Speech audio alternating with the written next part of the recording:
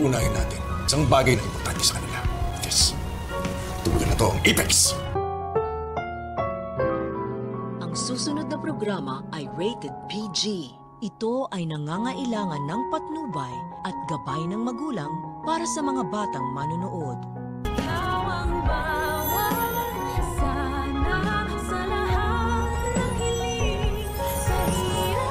Hello mga kapuso.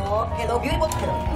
Kumpirmado, lumabas na nga ang tunay na pakay ng mag-amang Eric at Justin kung bakit nila pinilit na makapasok ng Apex bilang mga opisyal nito. At ito'y upang mapasa kanilang dalawa nga ang Apex. Galing na rin sa bibig ni Eric na pinupuntriyahan nila ang Apex upang maagaw nila sa mga tanyag.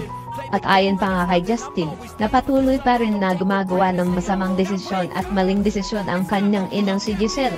At ito nga sa pamamagitan ng pagpapasok sa kanilang dalawa sa Apex at patuloy nga ang ginagawa ni Eric na pagpapabagsak kay Giselle sa pamamagitan ng emotional damage. Pero mukhang hindi ganun magiging kadali ang kanilang plano nang dahil sa parang may pinadala ang mga anghel na isang bata na gagawa ng mga hakbang upang makonsensya silang dalawa sa mga pinagagawa nila kay Giselle. At ito'y walang ibang nga kundi si Andoy na magpapalambot sa puso nitong si Justin na hindi man sinasadya ng bata ay nagagawa niyang ipalapit ang loob ni Justin sa kanyang inang si Giselle. Sa kabilang banda, isang celebrity ngayon ang papasok at magbibigay buhay sa buhay ni Annalyn at ito'y walang iba kundi si Mamang Pokey. Siya daw ang special case na ipapagawa ni Carlos kay Annalyn upang masubukan ang batang doktora kung talagang deserve nito ang slot para sa seminar yun sa Japan.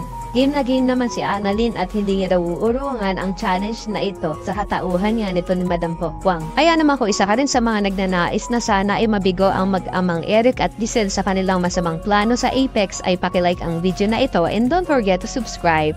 Thanks for watching and see you on our next episodes. Bye-bye!